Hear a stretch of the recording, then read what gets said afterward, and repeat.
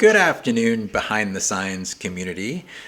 This is Joe here, and occasionally we get questions that come in when people sign up for the group, or they'll send us an email, which, by the way, if you ever have any questions you'd like us to research and answer, please send us an email at hello@behindthesigns.com, or you could direct message us in the group as well. We'll try really hard to answer your questions, or if we need to ask an expert, and we'll get back to you on that. But we love getting your questions because it gives us a lot of great things to share with the community.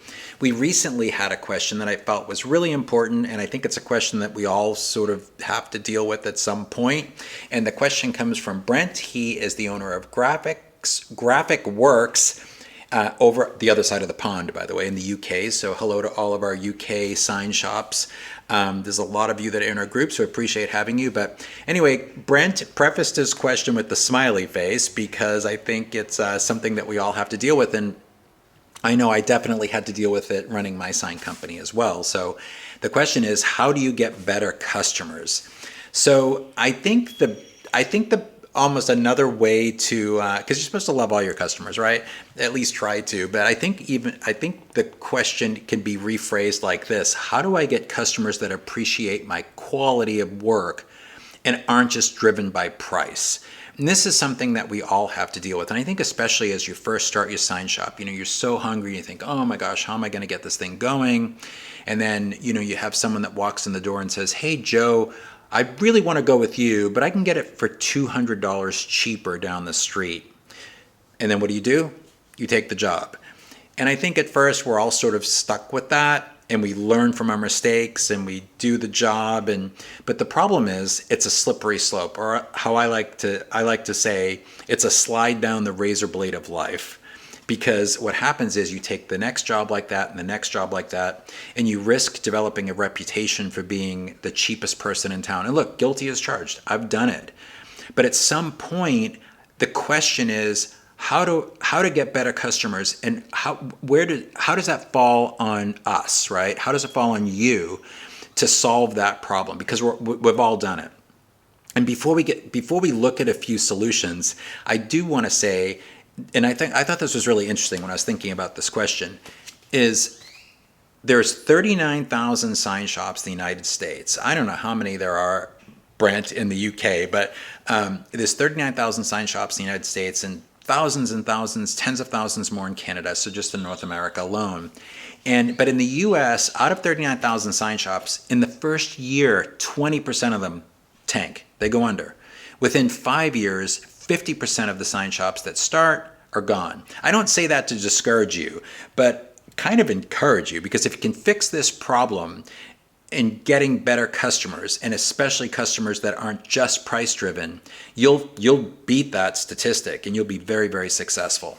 So I think there's a couple of things that we need to look at. One is understand your pricing.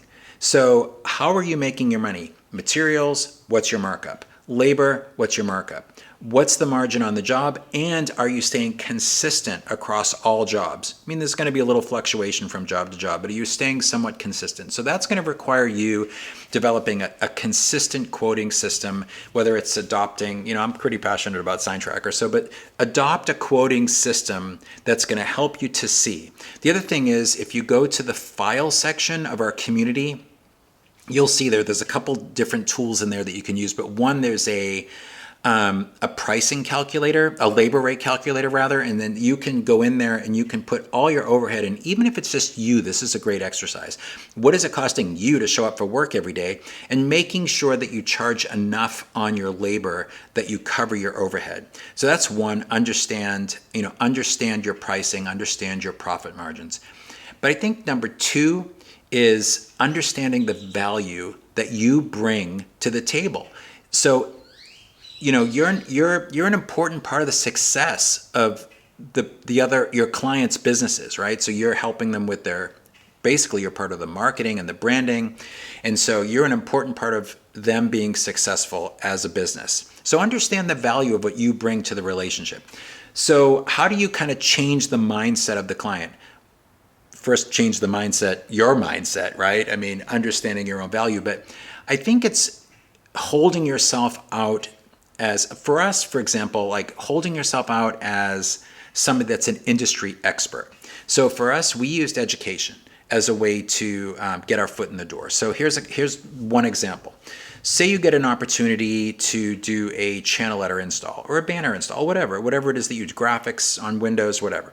And so you have to get permission from the property manager to install that sign. So you instead of just sending an email to the property manager, hey, we want to get approval for this. Does this look okay to you? How about calling and saying, hey, I'm going to send over these files, but I'm going to go do a site survey. I'd love the opportunity to look at all the signs in your center, do a little survey, and make sure that they're all, uniform and they match the sign criteria that you provided for me. And then I'm also going to make sure that your sign criteria matches the current city code. Property managers don't know this stuff. They're going to rely on an industry expert, an educator, you, to give them that information. So if you do that for that property manager, and then instead of just sending an email over with a little, notes on your survey, set up a time to have coffee. Go over there, meet with them, introduce yourself, bring a little bit of information about your company, and then show them what is either right or wrong about what's happening at the center and if it does match the criteria and what the city requires, and then offer to rewrite that sign criteria for them. Ready? For free. And here's why. And what we did in exchange for doing it for free, there was a little line on the bottom of the sign criteria that said, preferred vendor for our shopping plaza is Joe Aranella, SignTech International. From there, they're going to rely on you to make sure that all the signs are in compliance. And if you think about getting referred from them to their new tenant, the new tenants get 1,000,001 things. They're doing a build out, they're getting inventory ready. They're worried about a lot of stuff. They're not going to be worried about saving $200 going to the cheaper guy down the street. They're going to go with you because the landlord recommended them. So that's one way to kind of build a relationship with somebody. Or, another way is to develop a niche, right? So let's say you wanted to do architectural ADA signage. Well, then, your focus is going to be architects. So set up meetings with architects. Show them new materials, new lighting sources. They love that sort of stuff. And so when they're designing their properties, and a lot of times they will design signage or the look and feel for signage, they'll rely on you for your expertise. That's just a couple of tips, but I would just encourage you, think outside the box, build relationships, but more than anything, understand your value. So that's a mindset change. You bring a lot to the table. Never forget that. I want to encourage you to up your thinking about yourself, and that will attract better clients.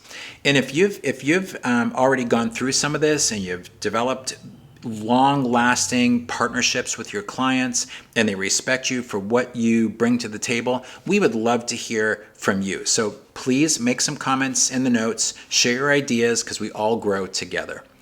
All right, everybody. See you in Behind the Signs. Have a great day. Bye.